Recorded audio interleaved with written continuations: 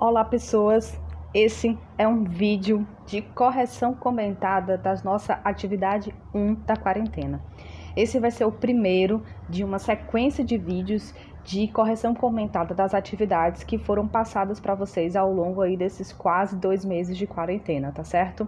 Então, qual é o objetivo desse vídeo? É a gente revisitar essas atividades que foram enviadas para vocês, tanto via WhatsApp, nos grupos das turmas, como também foram postadas lá no Aluno Online para vocês, tá certo? Esse vídeo é dedicado aos alunos dos segundos anos A, B, C e D da Escola Estadual Professora Adélia Brasil Feijó, e a gente vai comentar aqui as atividades feitas por mim, professora Emilu, professora de História de vocês desses segundos anos, tá bom? Então a gente começa esse primeiro vídeo falando, lógico, da atividade 1 da quarentena. A atividade 1 da quarentena, ela tem como conteúdo de referência o capítulo 8 do livro de vocês, o Antigo Regime e o Iluminismo. Essa era uma atividade exclusivamente voltada para o estudo desses conteúdos com o auxílio do livro didático. Então, vocês precisavam do livro para poder ter acesso às perguntas e daí passar a desenvolver as respostas, tá certo? Então eu pedi para que vocês registrassem no caderno de vocês as perguntas e as respostas contidas nessas páginas aí que eu coloquei no documento, que eu coloquei nos grupos do WhatsApp e lá no Aluno Online. Eu pedi também que vocês criassem um cabeçalho, que vocês identificassem essa atividade como atividade 1 da quarentena.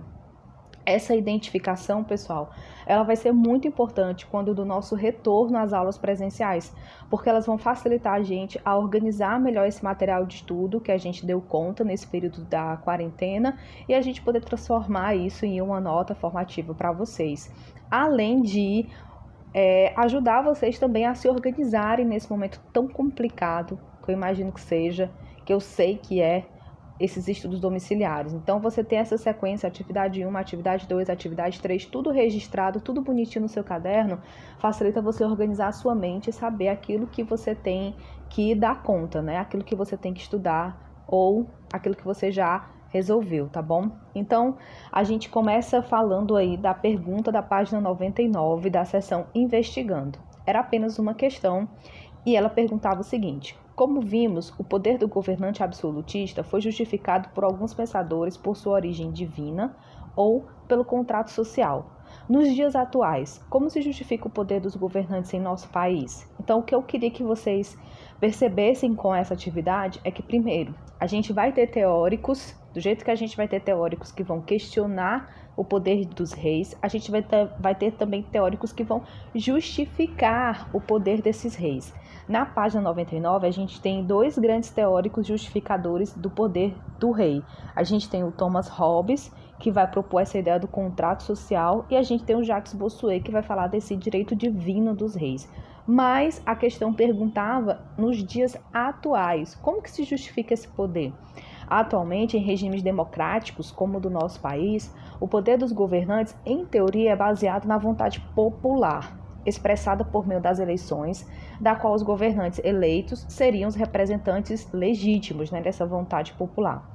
Vontades essas, porém, que ainda devem ser baseadas na Constituição Nacional, elaborada também por governantes, seguindo teoricamente essa vontade popular, da qual seriam representantes.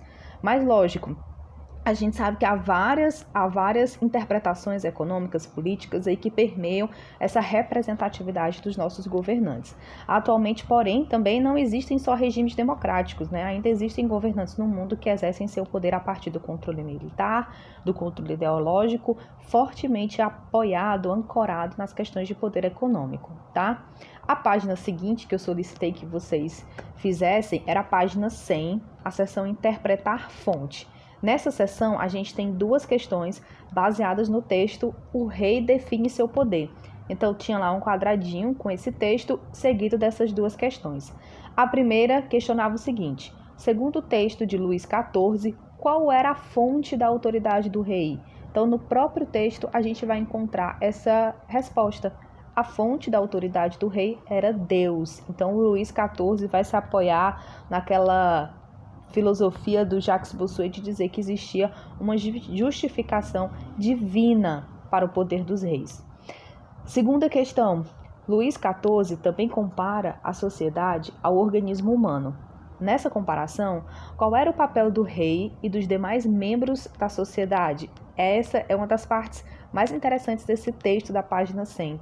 A gente percebe que o Luís XIV ele vai dizer que o rei é a cabeça, a qual compete deliberar e resolver.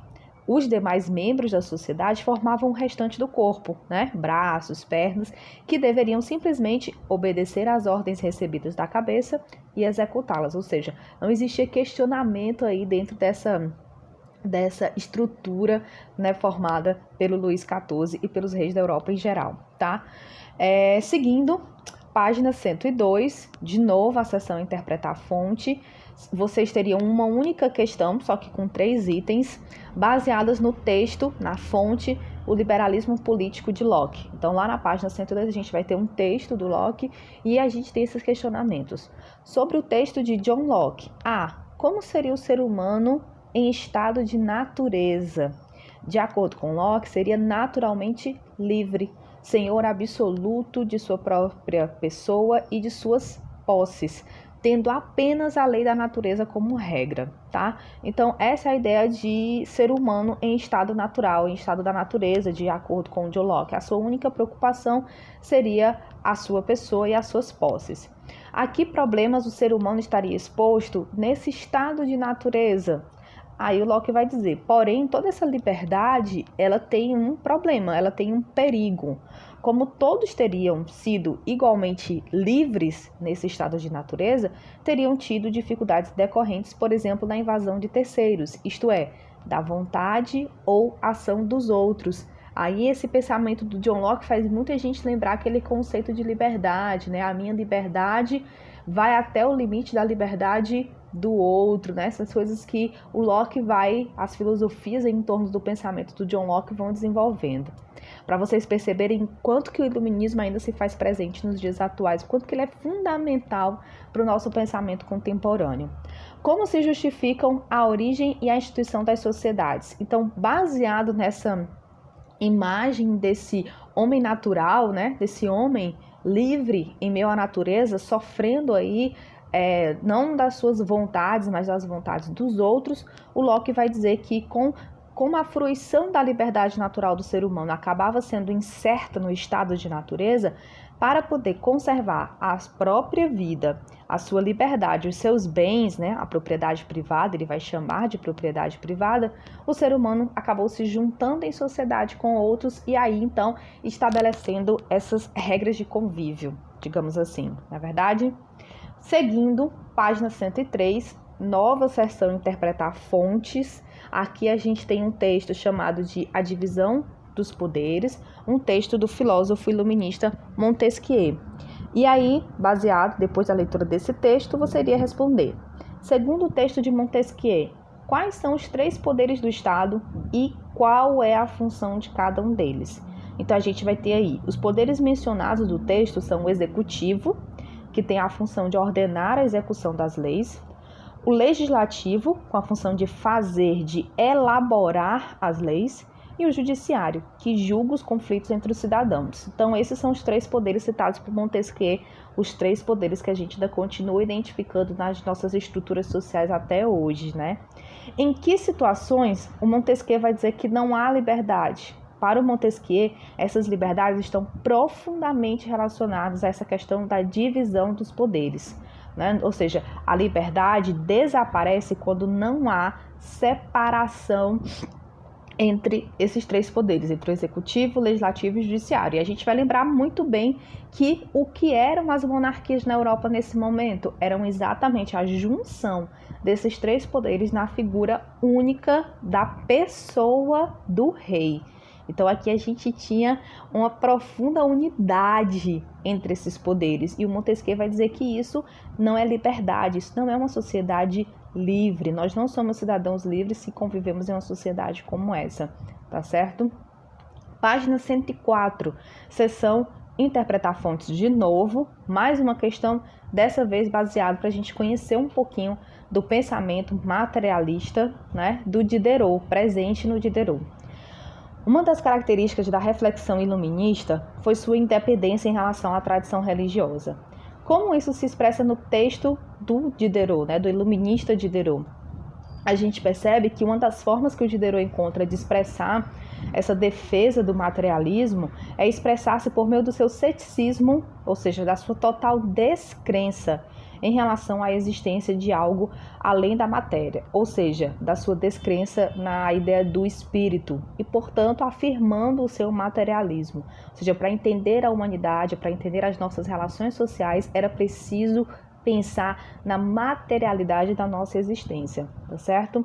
Página 105, a gente vai conhecer aí um outro pensador iluminista, o Jean-Jacques Rousseau. Aqui a gente tem uma outra seção de interpretar fontes. A gente tem um texto desse iluminista, o Rousseau, chamado Origem da Desigualdade. E aí, duas questões. Como Rousseau explica a fundação da sociedade civil? Rousseau vai dizer que pela ação individual de uma pessoa que cercou um terreno que antes era comum, pertencia a todos, e disse que era seu, e não foi invadido por ninguém. Ou seja, para o Rousseau, a fundação da sociedade civil se baseia no surgimento da propriedade privada. Então, passa a existir sociedade a partir do momento em que existe propriedade privada. Que instituição social acompanha, portanto, essa fundação e vai receber críticas do autor, né? A gente então percebe que a sociedade civil nasce, segundo Rousseau, a partir da instituição da propriedade privada. Esta seria a causa de todos os males da humanidade, pois teria originado a competição entre as pessoas pela posse de bens, a violência. Isso teria gerado a necessidade de se formar a sociedade civil, com a qual foram perdidas a liberdade e a felicidade originais, né? Então, essa sociedade civil, ela surge com o objetivo de mediar essas disputas e essa violência entre os indivíduos que passaram a competir entre si pela posse desses bens, ou seja, pela propriedade privada. Essa é a ideia do pensamento do Rousseau. Página 106, seção Interpretar Fontes, mais uma vez. Aqui a gente tem um texto do pensador iluminista Adam Smith, né, o pai do liberalismo. Segundo o texto de Adam Smith, aqui deveria se reduzir o papel do Estado, reduzir a um papel bem grande. Segundo Adam Smith, o Estado teria 3 obrigações básicas: proteger a sociedade contra a violência ou a invasão de outros países. Então, a função do Estado era proteger a sociedade de outros países, mas também proteger a sociedade da injustiça e da opressão internas. Então, o objetivo do Estado é proteger externamente e internamente aquela sociedade de injustiças, invasões, violências.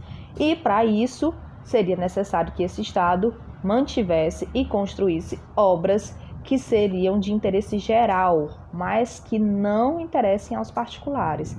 Então, o objetivo do Estado é se fazer presente, né, construindo obras públicas que atendam à imensa maioria da sociedade e não que atendam aos interesses de um único indivíduo ou de um único grupo de pessoas.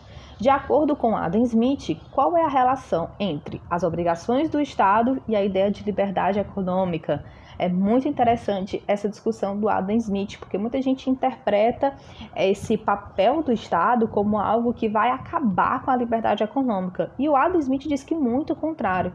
Ele vai dizer que as 3 obrigações do Estado, afirmadas por Adam Smith, não prejudicam em nada a liberdade econômica, muito pelo contrário, somente a incentivam, como é o caso da obrigação de proteger a sociedade da injustiça e da opressão internas, porque se você vive um caos interno ou se você vive ameaças externas, essa liberdade econômica ela não pode fruir, ela não pode acontecer, não existe de fato liberdade, existe prioridade, benefício, privilégio de determinado grupo sobre o outro. Então, a obrigação do Estado é diminuir esses privilégios e tornar a liberdade econômica realmente uma realidade para todos os indivíduos daquela sociedade.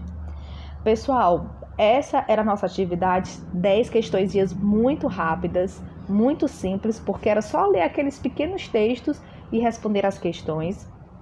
Ela era uma atividade que tinha como objetivo fazer com que vocês passeassem aí pelos pensamentos e pelas teorias defendidas por vários pensadores absolutistas.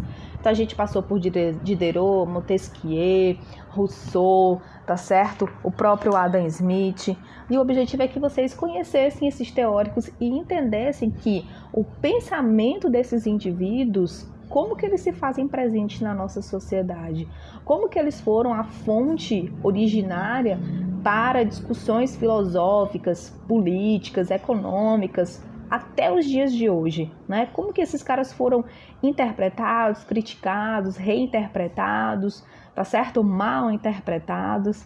Então é muito interessante essa atividade para a gente passear por esse universo do pensamento iluminista e ter consciência de que o conjunto desses pensamentos individuais é que formam essa mentalidade racional, essa mentalidade iluminista que vai ser a grande novidade no final aí da Idade Média, tá bom? Pessoal, fiquem em casa, criem boas rotinas para vocês. Essas medidas vão ajudar a gente a enfrentar esse momento muito difícil que a gente está ultrapassando. Ficar em casa é uma das formas da gente se manter vivo, porque não tem como a gente enfrentar esse momento difícil se a gente não se mantiver vivo. E criar boas rotinas vai fazer com que a gente consiga se preparar mentalmente, fisicamente, para a construção essencial de um novo futuro que a gente vai precisar daqui em diante. Esse novo futuro não se tornou necessário só com a pandemia. Há muito tempo a nossa humanidade, a nossa natureza, o nosso planeta vinha pedindo para a gente reorganizar a nossa vida, repensar as nossas relações com o consumo, como a gente se relaciona. A pandemia ela só extrapolou e ela apressou isso muito rápido, colocou isso como medida urgente, tá certo? Uma dessas coisas que a gente pode fazer para enfrentar esse momento é a gente tentar conhecer mais a nós mesmos, o conhecimento produzido pela humanidade até aqui. Então, criem métodos de estudo para vocês. Aqui tem uma imagenzinha que pode dar ideias aí de como que vocês podem organizar os estudos de vocês nesse momento. E fiquem em casa e criem boas rotinas. Um abraço